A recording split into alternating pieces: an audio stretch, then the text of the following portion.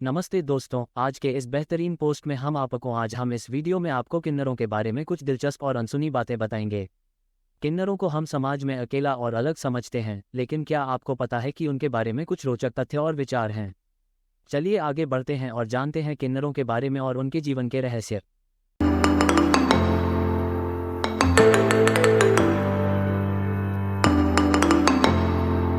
Fact number 1। ज्योतिष के अनुसार वीर्य की अधिकता से पुरुष पुत्र उत्पन्न होता है। रक्त रज की अधिकता से स्त्री कन्या उत्पन्न होती है। वीर्य और राज समान हो तो किन्न संतान उत्पन्न होती है। Fact number 2। महाभारत में जब पांडव एक वर्ष का अज्ञातवास काट रहे थे, तब अर्जुन एक वर्ष तक किन्न वृहन्नला बनकर रहा था। Fact number 3। पुराने समय में भी किन्न राजा महाराजाओं के यहाँ नाचना गाना करके अपनी जीविका चलाते थे। महाभारत में वृहन्नला अर्जुन ने उत्तरा को नृत्य और गायन की शिक्षा दी थी। Fact number 4। किन्न की दुआएं किसी भी व्यक्ति के बुरे समय को दूर कर सकती हैं। धन लाभ चाहते हैं तो किसी किन्न से एक सिक्का लेकर पर्स में रखे। Fact number 5। एक मान्यता है कि ब्रह्मा जी की छाया से किन्नरों की उत्पत्ति हुई है। दूसरी मान्यता यह है कि अरिष्टा और कश्यप ऋषि से किन्नरों की उत्पत्ति हुई है।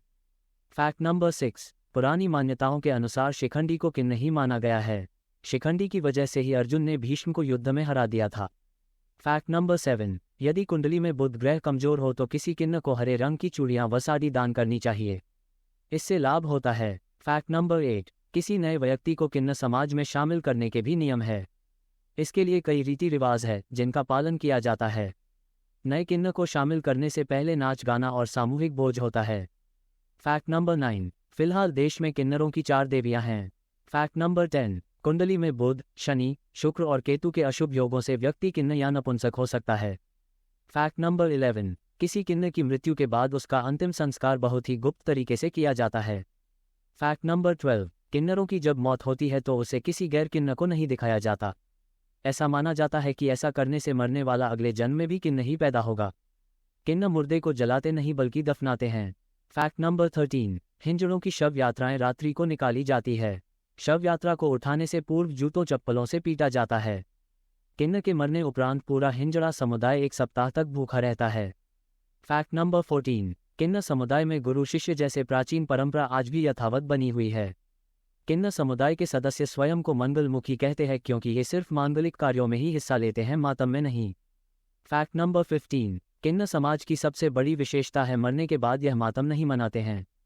किन्न समाज में मान्यता है कि मरने के बाद इस नरकरूपी जीवन से छुटकारा मिल जाता है, इसीलिए मरने के बाद हम खुशी मानते हैं। ये लोग स्वयं के पैसों से कई दान कार्य भी करवाते हैं ताकि पुनः उन्हें इस रूप में पैदा ना होना पड़े। Fact number 16। देश में हर साल किन्नरों की संख्या में 40-50 हजार की वृद्धि होती है। देश भर के तमाम किन्नरों में से 90% ऐसे होते हैं जिन्हें बनाया जाता है। समय के साथ किन्न बिरादरी में वो लोग भी शामिल होते चले गए जो जनाना भाव रखते हैं।